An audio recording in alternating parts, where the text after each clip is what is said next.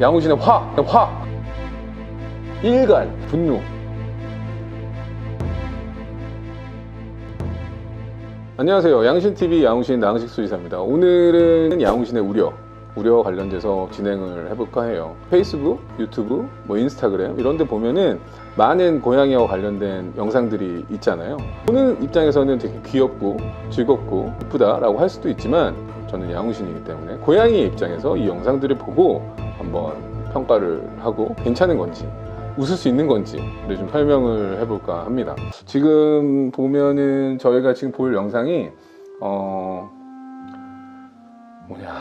이게 지금 볼 영상은 무는 고양이 참교육하는 법이라고 해서 웹상에 좀 떠돌아다니는 거예요. 이게 과연 괜찮은 건지 제가 직접 이 영상을 들어가서 한번 확인해 보도록 하겠습니다.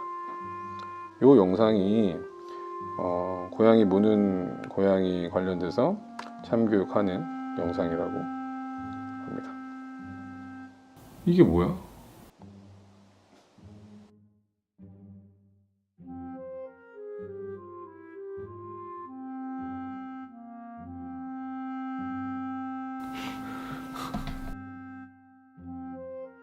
이게 뭐가 문제냐면은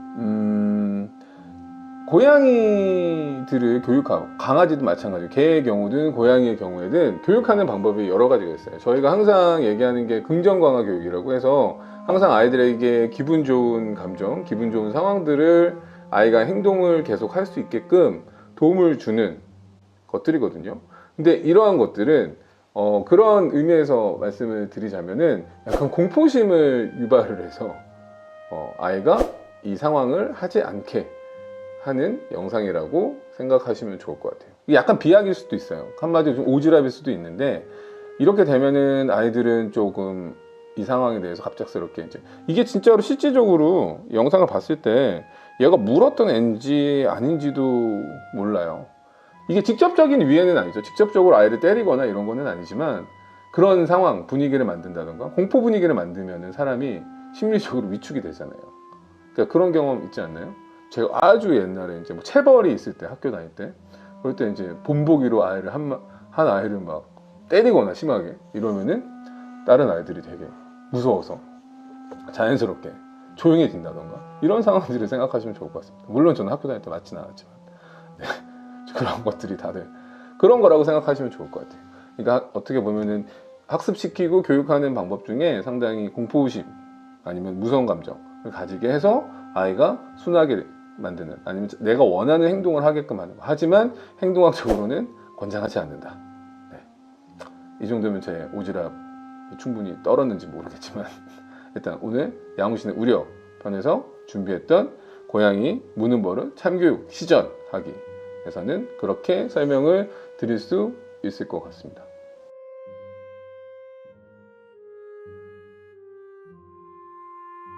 오늘 양훈신의 우려, 양훈신의 오지랖퍼 제가 이렇게 얘기하긴 했지만 제작진분들이 벌써 너무 점잖게 얘기한 거 아니냐고 또 화를 내야 되는 거 아니냐고 양훈신의 화 편으로 다시 돌아오도록 하겠습니다. 양훈신의 우려가 아닌 양훈신의 분노 이런 걸 원하신다면 많은 댓글, 좋아요, 구독과 알람 부탁드릴게요. 다음에 만나요. 하지 마세요. 막 도시락 싸고 다니는 거 아니에요. 양훈신의 참교육 정말 제가 이렇게 짜증내고 화내고 이렇게 안 되게끔 이런 일 없었으면 좋겠습니다. 오늘 준비한 영상 제작진분들이 나 빡치게 하는 영상, 화나게 하는 영상, 짜증내게 하는 영상 봐볼게요. 뭔지. 얘는 교육이 됐네?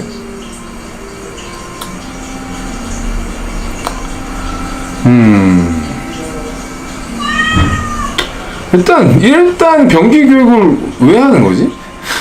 난 그게 어이가 없어. 진짜 이건 나도 고양이는 아니지만 고양이 마음을 많이 이해해준 사람 입장에서는 이거 성공했다고 890만 뷰가 나왔다고? 우리도 100만 영상 나온 게 없는데 지금 이게 890만 뷰가 나온 거야? 진짜 어이가 없어서 웃음이 나네. 어이가 없어서. This is cool, isn't it? You love this. Everything's great. Oh my gosh, that's not cool. Wait, come here. 아 진짜 짠하다 짠해. 정말 짠하다 인간적으로.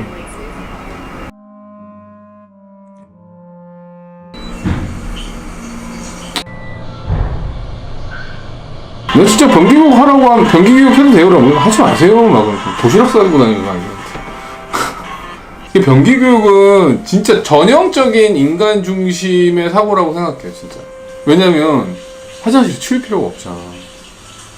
화장실에 치울 필요가 없고 화장실 살 필요도 없고 하니까 이제 이런 변기교육을 많이 하는데, 고양이 변기교육을 왜 추천하지 않냐면, 일단은 그러니까 고양이의 본능을 충족시키는 게 되게 중요한데, 고양이 본능 충족은 뭐냐면은 화장실은 삶의 질이라고 항상 얘기하잖아요. 근데 이건 전혀 이제 고양이의 본능적인 부분을 고려하지 않은 것들이라는 거죠. 나는 원하지 않는 화장실을 엄마가 거기 계속 쓰라고 시키는 거랑 똑같은 거죠. 그러면 어떡하겠어. 내가 쓰다가 우리 집 안 쓰고 딴 데 가서 싸던가 딴 데 가서 볼일 보던가 이런 상황들이 생기는 거죠. 고양이 기본적인 생각에서 너무 벗어나 있는, 동떨어진 거기 때문에 굳이 왜 하냐 반문하고 싶은 거예요 되게. 고양이, 그러니까 인간 중심적으로 인간 편하자고 살 거면 도대체 고양이 왜 키우냐 이거죠. 고양이 왜 키워요? 화장실도 안 치워주고 놀아주지도 않고 나 편하자고 키울 거면은 안 키우는 게 맞지. 내가 편하고 싶으면은 이게 잘 생각해 봐야 돼요. 이 고양이가 주는 즐거움이 이만큼이라면 이 아이를 고양이를 케어해야 되는 부분은 이만큼이에요. 그리고 이 즐거움이 이만큼 지속된다면 이 아이를 돌봐주고 케어해야 되는 거는 평생이라. 이거를 잘 생각해봐. 고양이를 위한 최상의 화장실 조건은 뭐냐면, 고양이 신장 길이, 그러니까 소위 말해서 꼬리까지 길이 1.5배 정도 되는 이 정도가 제일 좋죠. 왜냐면 그래야지, 그러니까 작은 거 쓰다가 넓은 거 써보면 고양이들이 얼마나 좋아하는지 다 알 거예요. 고양이 뭐 뒹굴고 난리 나요. 막 모래 파고 막 거기 놀고 막 너무 좋아서. 그 때문에 고양이들 넓을수록 화장실이 좋다. 최소한 1.5배 이상은 돼야 되고 그런 것들이 좀 필요해요. 그리고 또 건강적으로 잘 확인이 안 돼. 얘가 소변을 잘 보는지 대변을 잘 보는지, 특히 비뇨기 문제가 많은데 이 비뇨기 문제를 확인할 수가 없어 잘 정확하게. 그래서 비추 추천하지 않는다 고양이 협회에서. 변기교육을 추천하지 않아요. 왜냐면 확인할 수가 없거든. 얘가 소변 얼마나 자주 보는지 이것도 모르고, 이게 한 번 싼 건지, 두 번 싼 건지, 세 번 싼 건지, 혈류인지, 이게 희석이 잘 모른다고. 다 이게 희석돼 있을 거니, 물에. 그리고 건강적인 거 챙기려면 변기교육 하면 안 돼. 그러니까 수의사 입장에서 말하는 거, 이거는. 그러니까 고양이 입장이 아니라, 내가 고양이를 대변하는 거대 고양이로서 얘기하는 게 아니라, 수의사 입장에서 이제 의료적인 걸로 얘기를 하는 거고, 고양이 입장으로 내가 이거를 이입을 해가지고 얘기한다면, 그것도 아니다 이거지. 내 본능적인 거, 나는 덮고 싶고, 화장실은 나의 삶의 질이고, 난 이런 게 너무 좋은데, 왜 내가 하기 싫은, 내가 한 번도 경험해보지도 못한 양변기에 가서 싸냐고 내가. 이 변기교육 시도하시려는 저희 양신도님들이 계신다면 일단 하지 마시고요. 일단 고양이의 본능, 고양이 중심적으로 생각을 해주시고, 항상 화장실은 고양이에게 삶의 질이다 라는 걸 꼭 명심하셔서 아이의 삶을 돌봐주셨으면 정말 좋겠습니다. 오늘 저희 양우신 참교육 플러스 고양이처럼 생각해봐, 거의 그럼 약간 믹스 반반이 된 것 같은데, 내용이 도움이 되셨다면 구독과 좋아요, 알람, 댓글까지 부탁드립니다. 이 필살기로 모으고 있는 코너, 우주의 기운을 다 담아가지고 쏟아버리고 싶은 이 코너, 이 양우신의 참교육 일갈하기 위해서 본격적으로 한번 시작해보도록 하겠습니다. 말이 됩니까? 미친 거 아니야 이거? 호기심이 많은 거랑 나가고 싶어 하는 거를 되게 착각하면 안 된다니까. 그냥 한마디로 하지 마. 자기 좋자는 거지.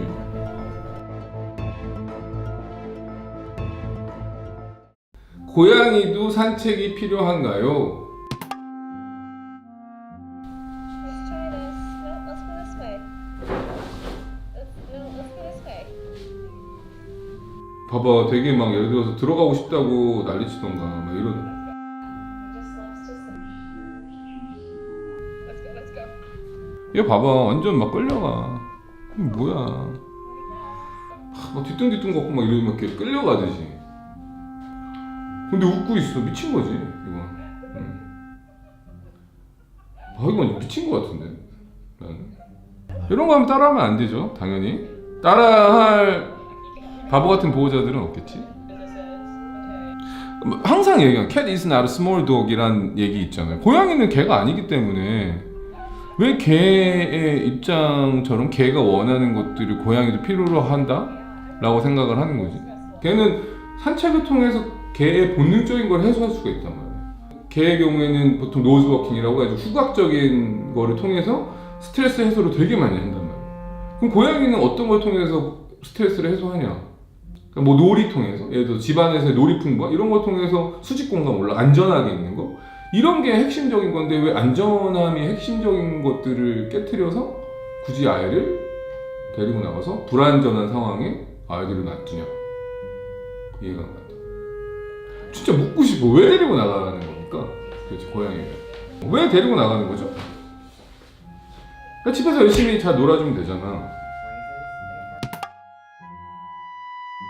고양이 산책 필요하니 우리 아이가 밖에 나가고 싶어 하는데 산책 시켜줘야 되냐? 라고 물어본다면 나는 왜? 굳이? 이렇게 생각할 것 같은데. 양훈씨는 오늘 참교육에서 준비한 고양이 산책과 관련된 이야기는 이동이 필요하거나 외출이 필요하거나 이런 경우는 안전하게 나가는 교육을 할 필요가 있다. 이동장을 통하든 하네스를 채우든 뭐 우주선 가방에 잘 넣어서 나가는 건 괜찮지만 굳이 아이가 필요하다고 하지 않는데 아이를 데리고 바깥 세상을 구경한다는 거는 대부분의 고양이들, 보편적으로 말씀을 드리는 거예요. 대부분의 고양이들 긴장감이 높아지고 되게 힘들어하는 경우가 많다. 정말 고양이가 원해서 그런 건지, 좋아서, 아니면 그냥 보호자님이 그러고 싶기를 원해서 그런 건지에 대해서 잘 생각해 볼 필요가 있을 것 같아요. 그냥 한마디로 하지 마. 이건 끝이에요. 하지 마세요. 오늘 양훈씨의 참교육 내용이 도움이 되셨다면 구독과 좋아요, 알람 설정까지 부탁드릴게요. 이렇게 저희가 또 구독자 수가 떨어져 나갈 수도 있습니다. 아이님 질문이 뭔데 받아달라는 거죠? 아이님? 전설의 아이님 질문이 어디 있어요? 그 커뮤니티에 있어요? 되게 어려운 질문 하셨는데요? 전설의 아이님 할게요. 네. 고양이 기흉 증상이랑 치료 방법 좀 알려주세요. 그리고 개 짖는 소리처럼 기침하는데요. 숨도 가쁘고 엑스를 찍어. 이거는 이거 답변을 할 것도 없죠. 전설의 아이님. 전설의 아이님 병원 가세요, 빨리 데리고. 이렇게 기침하면 엑스레이 당연히 찍어야죠. 이거는 저한테 이 질문을 하면은 나 혼나야겠다. 이거는 답변이 정해져 있죠. 개 짖는 소리처럼 기침을 하는데 가야죠. 병원 가서 엑스레이 찍고. 저 후원 구독 안 해도 되니까 그거 아끼셔서 병원 가서 엑스레이 찍으세요. 엑스레이 찍고 병원에서는 애도 긴장해서 그 소리 안 낼 수 있으니까 평상시에 그런 소리 낼 때 동영상 촬영해서 흉곽의 모습, 소리 이런 것들 녹음해서 선생님한테 가서 보여주세요. 정확하게 이게 어떤 건지. 기흉은 되게 응급인 거예요. 기흉은 지금 이렇게 막 댓글 달면서 물어볼 수 있는 상황이 아닌 거죠. 보통 들고 뛰어 들어가거든요. 개 짖는 소리처럼 기침을 하는데 가만히 있는 거는 안 되지. 가야지 병원에. 병원에 오시면 제가 이렇게 얘기하진 않아요, 지금 제가.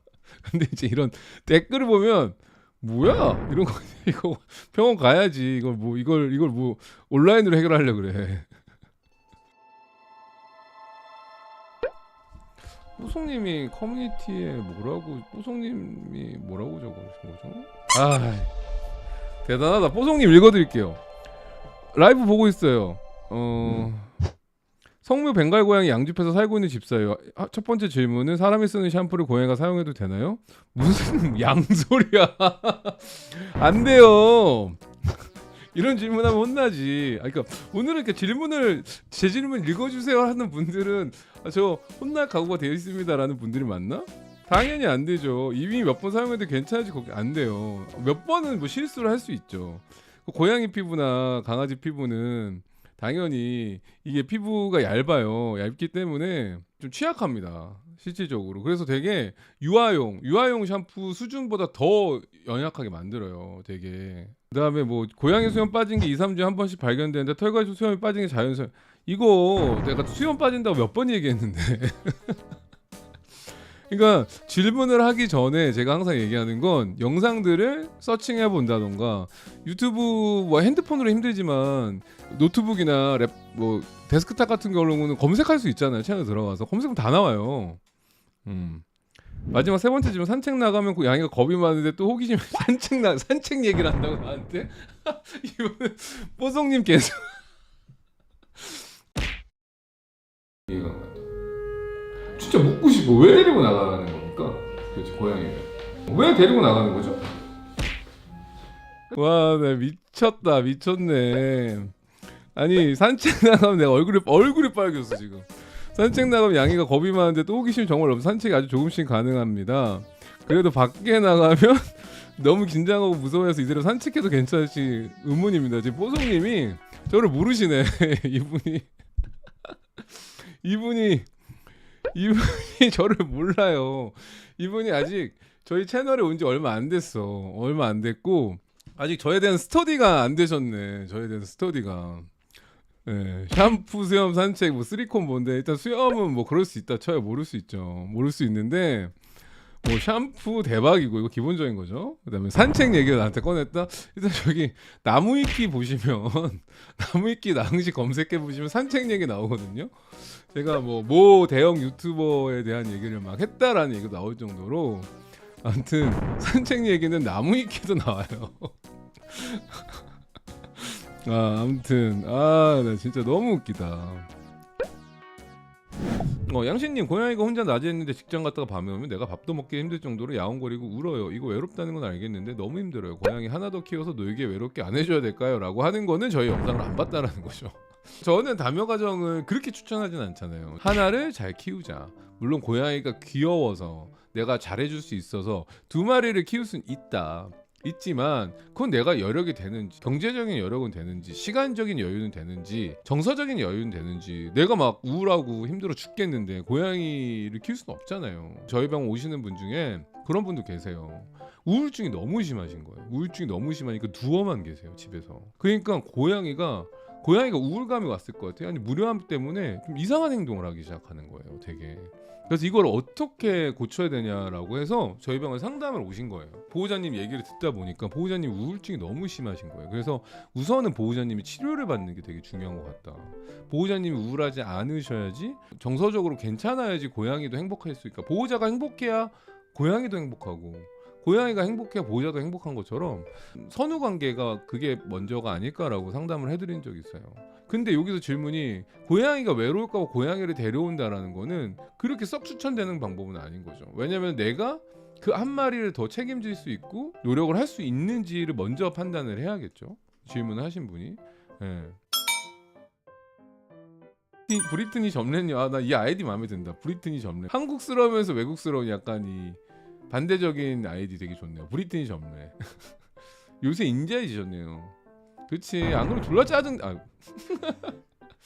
엄청 짜증내죠. 뭐하는 소리야 막 이럴 것 같은데.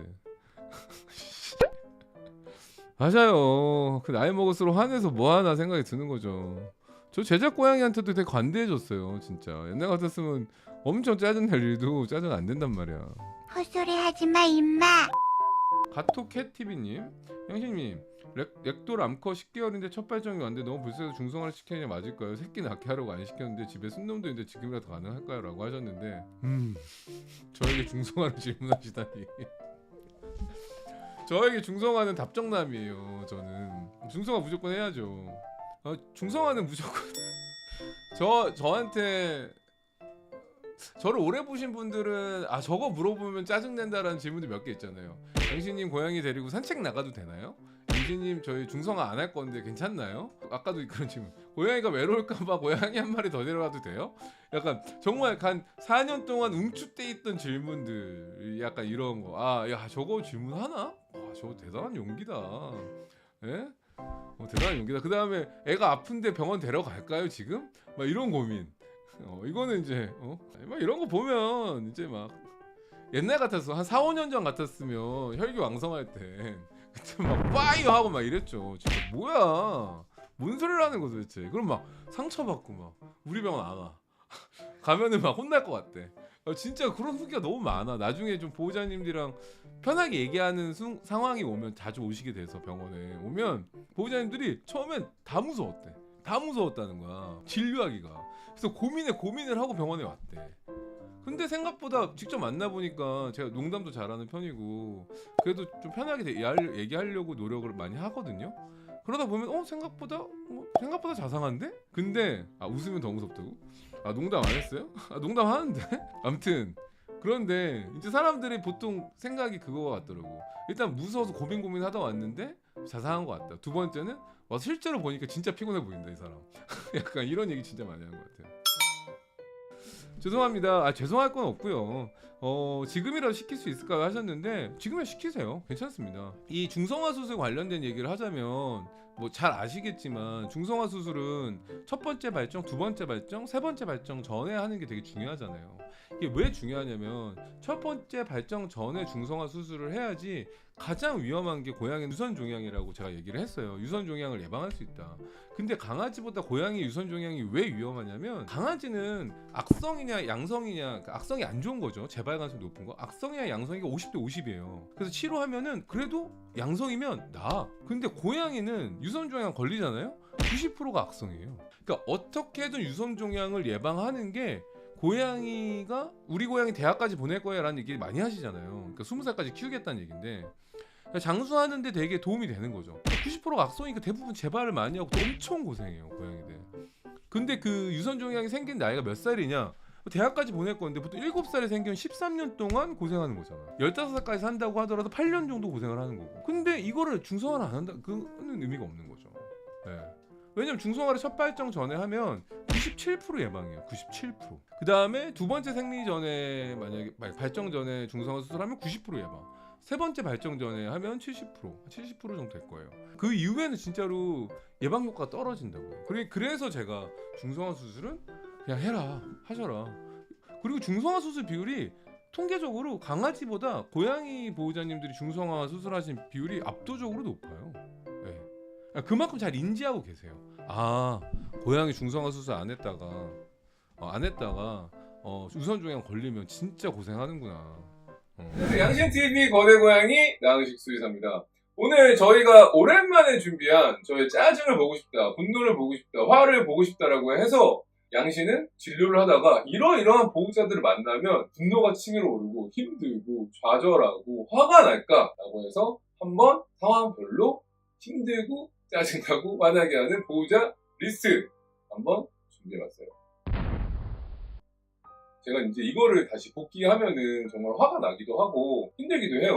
왜냐면은 이런 상식을 가지고 반려동물과 생활하는 사람도 있구나라고 할 정도로 여러분들 분노하지 마시고요. 이런 상황이 있기 때문에 수의사들도 진짜 힘든 직업이겠구나 라고 이해하시면 좋을 것 같아요. 가장 먼저 저를 정말 화나게 하는 경우는 바로 고양이 유기.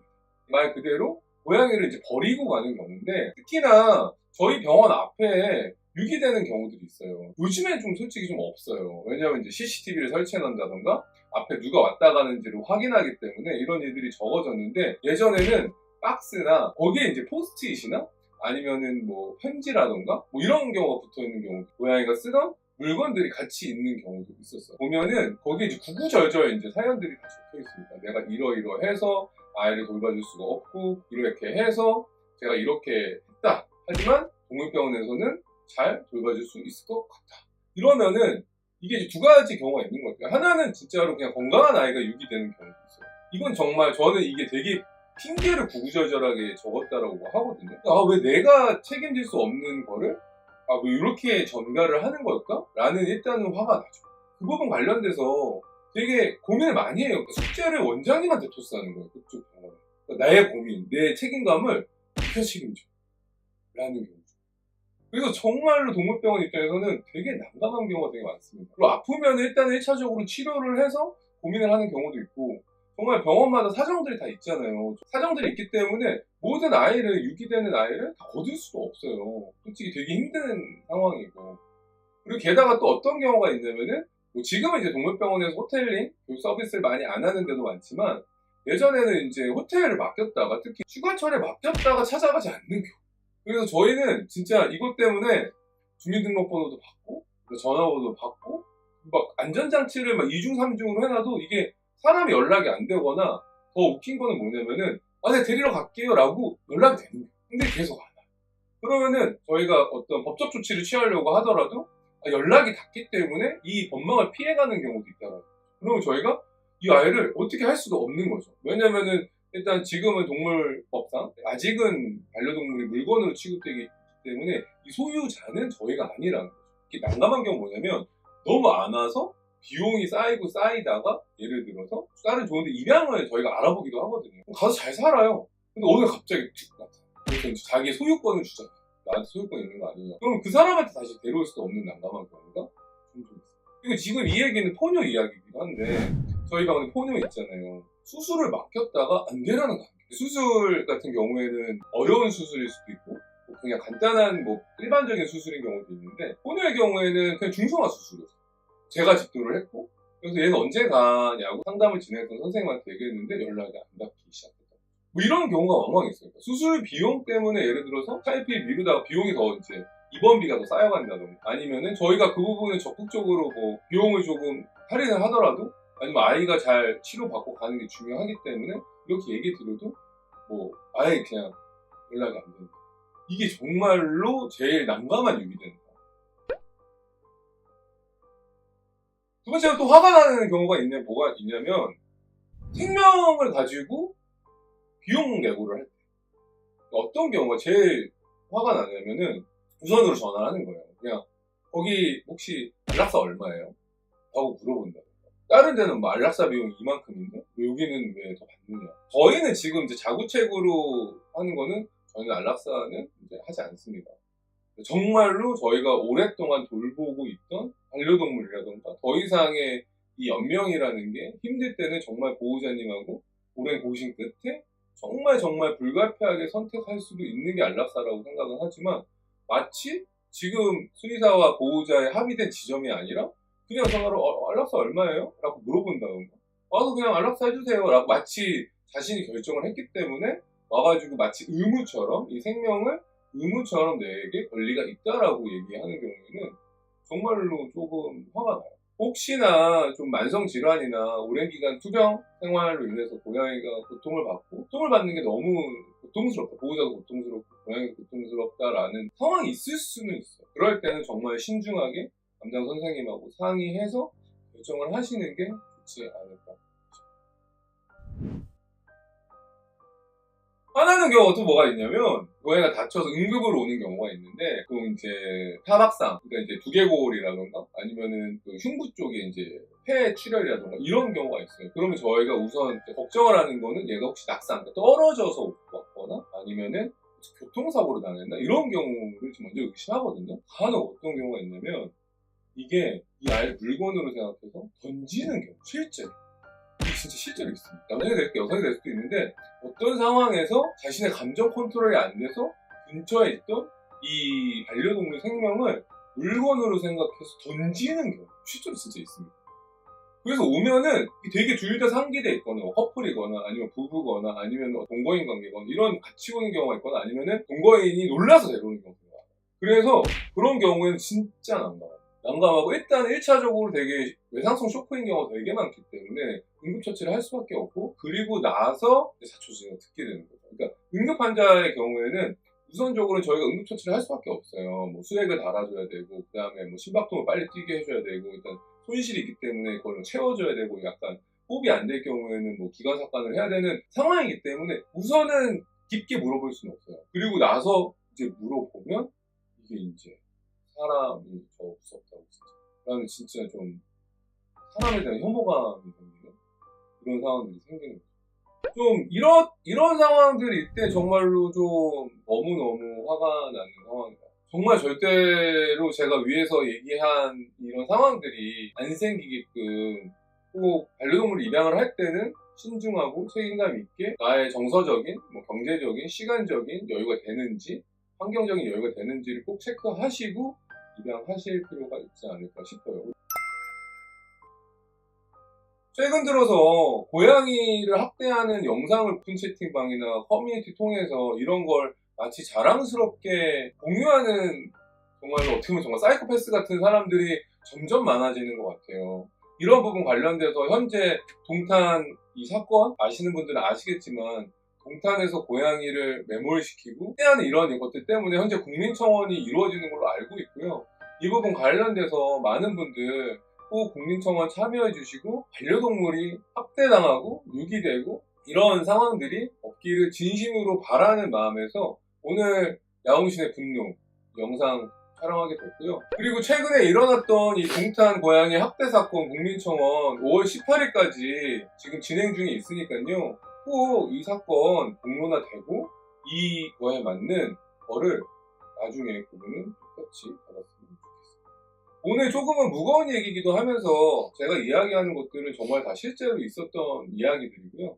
이러한 일들이 조금 발생하지 않게끔 조금 더 신중하고 고민해서 반려동물과 고양이와 행복한 묘연 이어나가시길 바라면서 오늘 영상 마치도록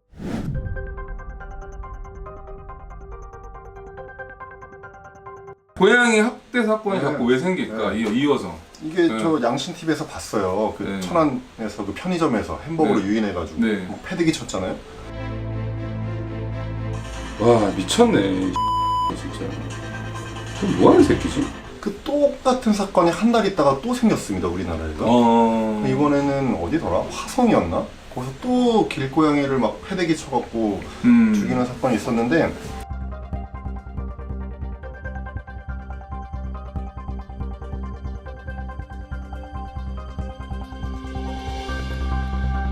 이게 처벌이 제대로 안 되다 보니까 똑같은 일이 자꾸 벌어지는 거예요. 처벌 사례가 있어요 그럼 되게? 처벌 사례가 조금만 읽어드리면 2015년부터 17년까지 3년 동안 동물 학대 행위로 처벌받은 사람이 68건밖에 없는데 대부분 이제 벌금형이고 징역형 사신 분은 없습니다. 징역형이 안 나와요. 그러니까 다른 거랑 같이 있어가지고 이제 뭐 이게 가중 처벌로 돼서 징역 사신 분은 있는데 동물 학대만으로 감옥 가신 분은 없어요. 그러다 보니까 이런 일이 자꾸 반복되는데 그러니까 판사분들이 왜 이렇게 약하게 판결을 내릴까 이런 고민을 해보면 이제 우리나라에서 동물이 법적으로 물건으로 되어 있기 때문에 맞아요. 그거는 좀 안 좋은 악법이죠. 좀 안 악법이죠. 네. 네. 그러니까 사람 아니면 다 물건으로 이렇게 이분법적으로 취급하기 때문에 그러니까 제가 양신 핸드폰을 집어 던져서 핸드폰값 물어주는 거랑 똑같은 거죠. 그러다 보니까 이제 핸드폰을 집어 던져서 부셨다고 이 사람은 감옥에 넣을 수 없는 거랑 똑같은 이치인 거죠 지금. 근데 이제 선진국들은 그래서 이거를 나눠놨어요. 사람, 물건, 동물 이렇게 3분법적으로 나눠놨거든요. 우리나라도 이렇게 좀 민법을 개정할 필요가 있지 않나. 이게 청원 넣으면 되나요? 이게 청원 요청하시는 분들이 많아요. 네, 청원 국민청원 가자 막 이런 네, 사람들. 국민청원 한번 가시죠. 그래서 그것 때문에도 뭐 아무튼 그런 게 있어요. 그러니까 네. 이게 고양이나 뭐 반려동물이 이제 죽었을 때 네. 처리 방법에 대한 그렇죠. 거 이게 해당되는 거잖아요. 그럼요. 그러니까 이게 물건이기 때문에 음. 쓰레기 봉투에 담아서 버려야 되지 이걸 그냥 땅에다가 묻으면 불법인 거죠. 그쵸. 그거는 이제 폐기물도 아니고 그냥 네. 쓰레기로 어떻게 한 건가요? 그거? 그러니까 폐기물 관리법도 위반인데 어쨌든 이게 물건 우리가 쓰던 물건을 땅에다 그냥 버리면 당연히 폐기물을 무단 투기한 거잖아요. 그럼 똑같이 동물 사체도 쓰레기 봉투에 담아서 버려야지만 되고 이게 이제 우리가 정서적으로 이해할 수가 없기 때문에 이제 동물병원이나 동물장묘업체에 맡기라고 하죠 이제. 그래서 일단 요거 관련된 네. 거는 꼭 한번 청원이 일어나서 동물의 카테고리를 지금 민법상 네. 이게 단순 물건으로 지정되는 게 아니라 네. 3분법, 외국처럼 3분법으로 물건, 동물, 사람. 네. 그래서 동물에게 가해지는 학대는 단순히 물건을 훼손한 게 아니라 동물에게 학대한 행위이기 때문에 꼭 징역 가는 사람들 만들자. 그렇죠. 그겁니다. 징역을 매기자. 이거잖아요. 네. 그래야지 경각심도 느끼고 조금 더 안전한 세상이 될 수가 있어요. 그러면 아니, 사람을 패대기 쳐갖고 죽였다고 해봐 이거는 당연히 벌금 내고 끝날 일이 아니죠. 맞아요. 동물을 그렇게 했다고 벌금 내고 끝나는 게 이제 안타깝다. 네. 그런 생각이 듭니다. 지금 근데 정부에서 헌법 개정 추진 중입니다. 아, 생명권 보장으로요. 좋습니다. 이건 뭐냐면 생명권 관련된 얘기는 나왔어요. 맞아요. 네. 근데 이제 헌법에 이제 정부의 동물보호의 의무를 담는 거고 그것과 상관없이 민법을 또 개정을 해야 됩니다. 이건 두 개를 같이 가야 됩니다. 그러니까 헌법도 개정이 돼야 되지만 민법도 개정이 돼야 그렇죠. 된다. 네. 이 민법이 개정이 안 되면 헌법이 바뀌어도 의미가 없는 거죠. 그렇죠. 맞습니다. 아. 민법에 있는 조항이거든요. 유체물 뭐 이런 민법 46조를 개정해야 됩니다. 여러분 다시 한번 정리하면 민법 46조를 개정하자는 안을 국민청원에 한번 보여주시고 여러분 이거 많이 뿌려주세요. 한번 양심도 힘 보여주죠. 네. 될지 안 될지 모르겠지만